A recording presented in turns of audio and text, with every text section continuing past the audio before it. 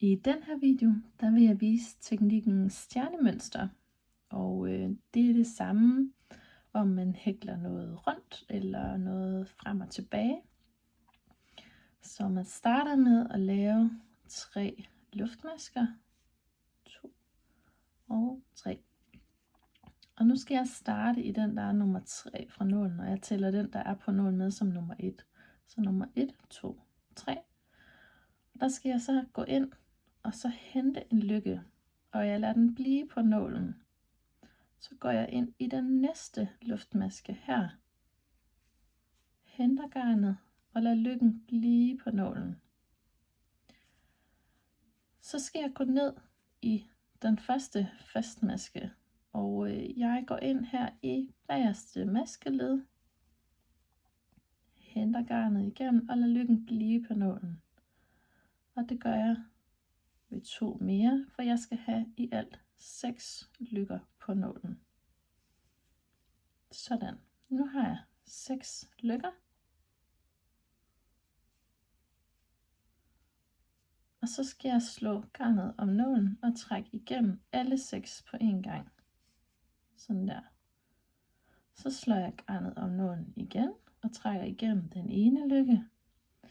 Og nu starter stjernemønstret sådan, som det bliver hæklet resten af rækken. Så jeg skal gå ind i det lille hul her, jeg har lavet, og hente garnet igennem en gang, lad lykken blive på nålen. Og så skal jeg gå igennem det sidste af de 6 ben eller lykker, jeg lavede på den her stjerne. Så gå ind her, sådan ser det ud fra bagsiden. Hent garnet igennem igen, lad lykken blive på nålen. Og så skal jeg gå ned i den sidste fastmaske, jeg brugte, da jeg lavede den forrige stjerne her. Så jeg går ned her. Og så skal jeg hente garnet igennem de 2 næste masker.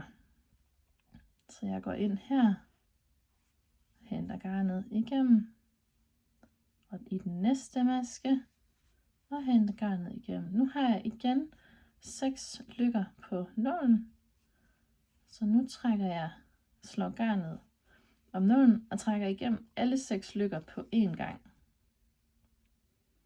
Så slår jeg garnet om nålen igen, trækker igennem lykken, og nu har jeg lavet en ny stjerne. Jeg fortsætter lige viser det igen, så jeg starter stjernen igen med at gå ind i det lille hul her, henter garnet igennem og lader den blive på nålen. Så skal jeg gå ind i det sidste ben af dem, jeg lavede i den her stjerne. Jeg henter garnet igennem og lader det blive. Og så er det den sidste fastmaske, jeg brugte. Den skal jeg også gå igennem.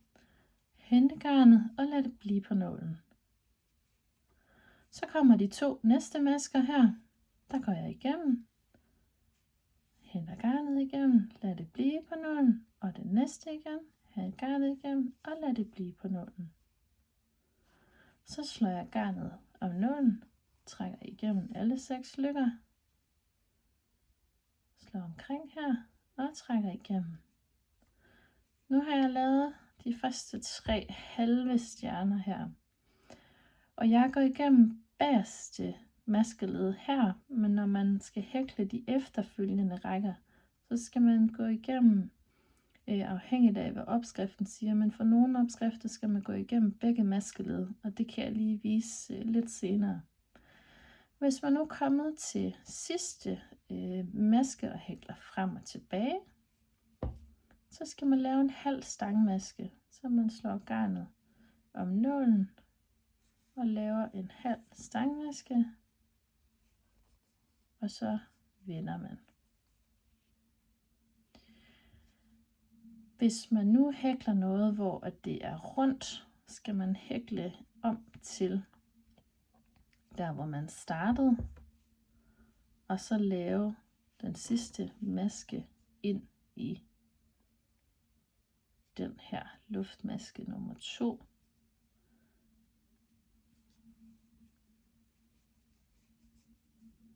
Det kommer lidt an på, hvad opskriften siger. Hvis vi nu er her, så har jeg hæklet min halve stjerne, og nu skal jeg binde.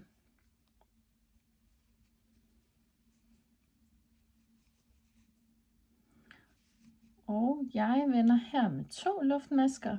Hvis der står noget andet i opskriften, så følg det. Det kan være, at det kun er én, afhængigt af, hvordan designet lige er tænkt. Nu er jeg klar, og jeg hækler tilbagerækken ved at lave 2 halve stangmasker ind i hvert af de her huller, som der er på mine halve stjerner. Så jeg slår garnet om nålen, laver en halv stangmaske,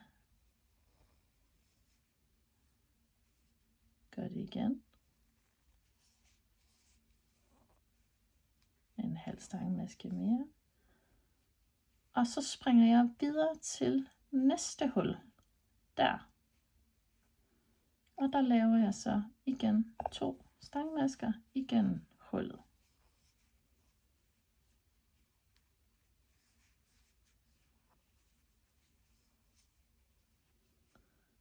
Jeg springer til det næste hul, 2 stangmasker,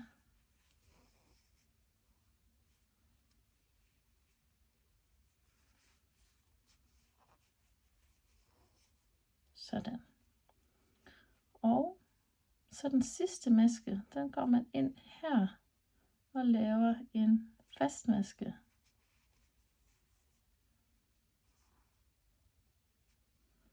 Hvis der står noget andet i opskriften, så følg det.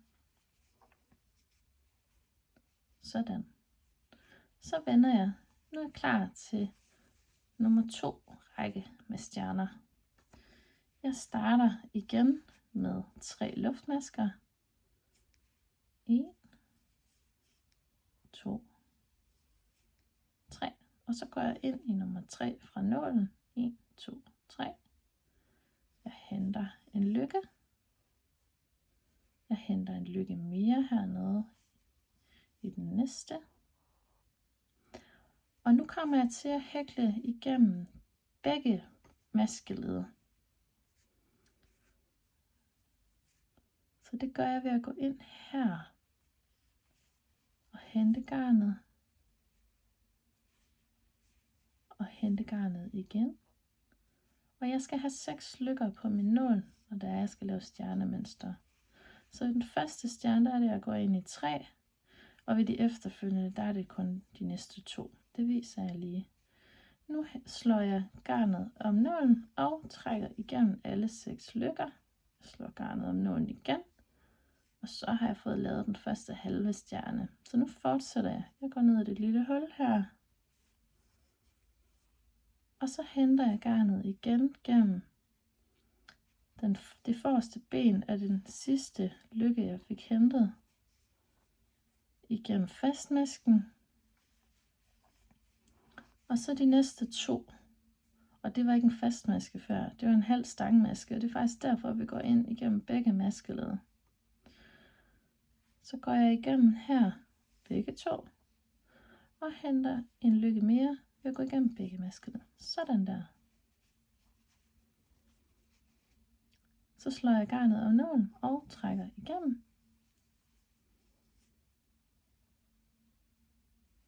Og nu kan man se, nu ser det nemlig ens ud ved, at der er en række der og en række der. Det er faktisk derfor, jeg på den første valgte at gå igennem bagerste maskeled.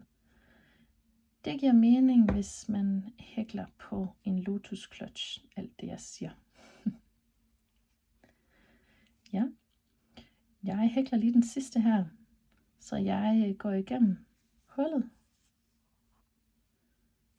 henter igennem det sidste ben her fra stjernen, igennem den her halve stangmaske, og så i de næste 2 halve stangmasker henter jeg også en lykke. Sådan, 1 og 2. Så slår jeg garnet om nålen, trækker igennem, og slår garnet om nålen igen, og trækker igennem den ene lykke. Sådan. Nu er jeg kommet til den sidste, og jeg skal igen lave en halv stangmaske. Jeg går ned i den der, og laver en halv stangmaske. Og så er jeg klar til at vende. Hvis man hækler noget, hvor det er rundt, så er det igen hækle hele vejen stjernemønster rundt, til man kan lave den sidste maske ind i den her. Sådan. Sådan får man stjernemønster. Det håber jeg, I kunne bruge.